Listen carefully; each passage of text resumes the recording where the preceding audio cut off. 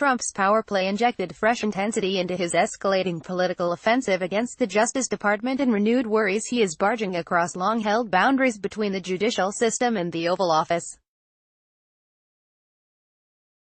It also raised potential scenarios that would threaten the integrity of U.S. governance. First, that Trump could use his power to go after a political opponent, and, second, that he means to derail or even end a criminal probe into his own conduct.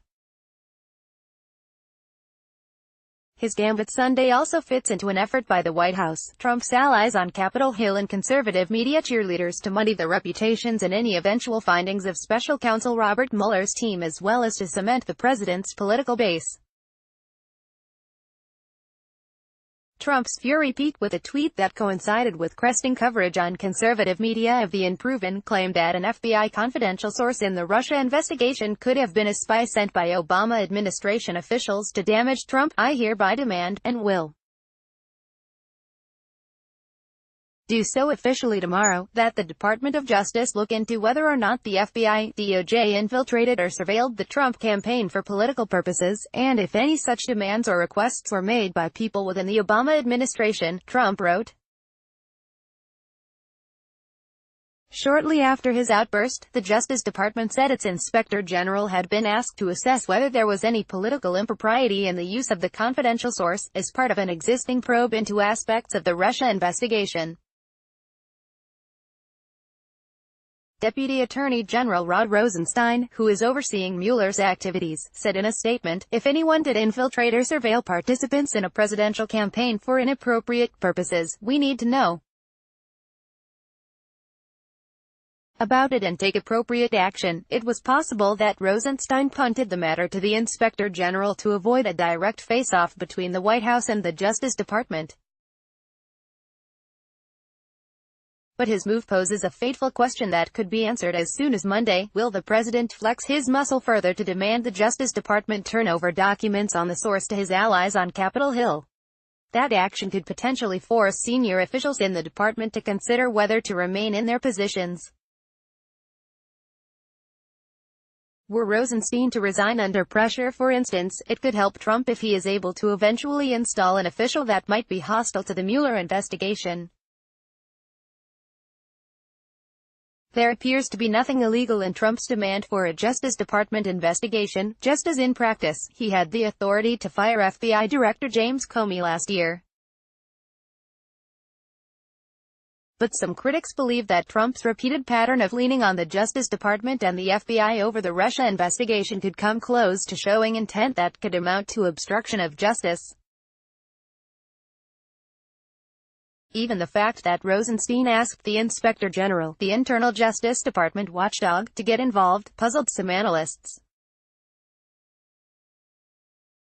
CNN legal analyst Paul Callan said that he found it bizarre that Rosenstein acted on an order to start an investigation via tweet. I mean, wouldn't the president call him in?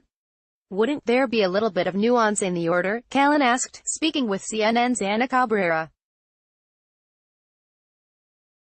Trump's intervention appeared to go beyond his already intense anger about the Mueller probe, his hypersensitivity to suggestions his election win was not legitimate, and the efforts to tarnish Mueller. If the allegations were true, they would potentially mean that someone in the Obama administration had ordered the FBI to spy on the Republican nominee for political reasons and the Bureau had agreed to do it. That would be a stunning political crime if it were true.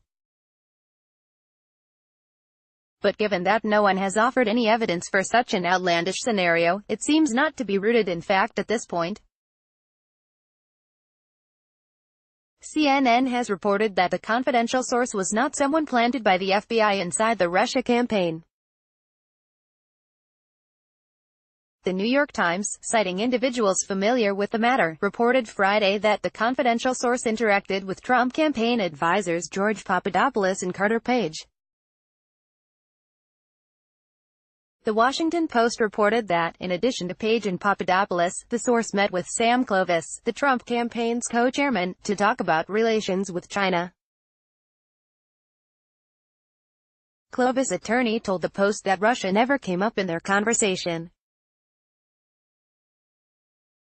Former CIA operations officer Robert Baer said there was nothing unusual about the FBI using a confidential source in what was a counter-espionage investigation spurred by fears Russian intelligence was trying to infiltrate the Trump campaign. That is what the FBI does for a living. It stops espionage. To do that, they run confidential informants into the suspects, said Baer, a CNN national security analyst. White House spokeswoman Sarah Sanders said Sunday she had nothing to add to the president's tweets. But former Trump advisor Steve Kortz told CNN that Papadopoulos was a deeply irrelevant figure in the campaign. There was no collusion. And by the way, even if there was collusion, which there wasn't, not a crime. So what we have here is an investigation in search of a crime, which is utterly un-American, said Kortz.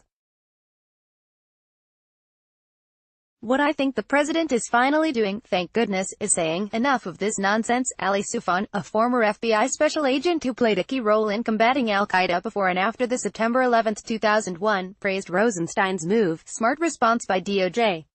They potentially avoided a constitutional crisis by politely, yet effectively, sidelined the president's attempt to interfere in an ongoing investigation. The Mueller probe continues. For now, said Soufan. Sunday's developments in Trump's campaign against the Russia probe come at a moment when his defense seems to be evolving. Increasingly, his supporters appear to be implicitly raising the possibility that his campaign team was lured into any wrongdoing by an FBI ruse.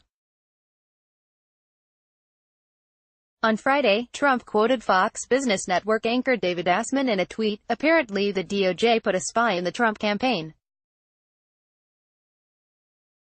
This has never been done before and by any means necessary. They are out to frame Donald Trump for crimes he didn't commit, Trump wrote, citing Assman.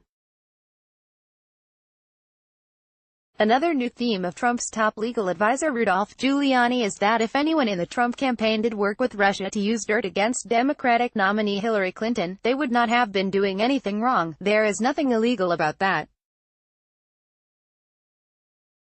Even if it comes from a Russian or a German or American, it doesn't matter, Giuliani said Wednesday on the Ingraham Angle on Fox News. On the face of it, it doesn't seem that such justifications would be chosen by someone who believed they were about to be cleared by the Mueller investigation.